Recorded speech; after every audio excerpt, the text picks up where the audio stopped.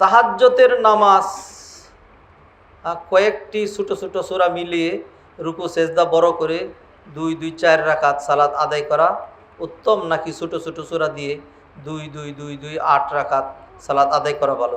দুইটাই ভালো ভাই। আপনি নফল নামাজ পড়বেন, আপনি করবেন।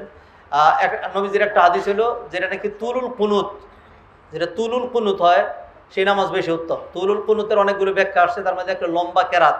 আপনি যেহেতু কোরআনের হাফেজ না, সেই জন্য আলাম তারা থেকে ধরেন কুল হুয়াল্লাহ পর্যন্ত সব করে সূরা একবার পড়লেন, এইভাবে 4 রাকাত পড়লেন, অসুবিধা নেই। সলাতুল লাইলি মাসনা মাসনা, নবীজি বলছেন রাতের নামাজ 2 রাকাত 2 রাকাত করে, এটা একটা।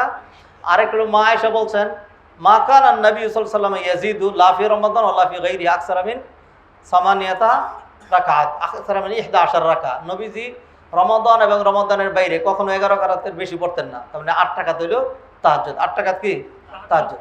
আপনি যদি হুবহু 8 রাকাত পড়তে চান, 8 রাকাত পড়লেন।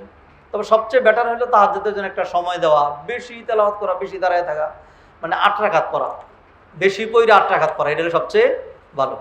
আর যদি মনে করেন যে না, ছোটো ছোটো সূরা দিয়ে 8 রাকাত পড়তে পারবেন, 8 মিনিট রাখবেন, এটাও করতে পারেন।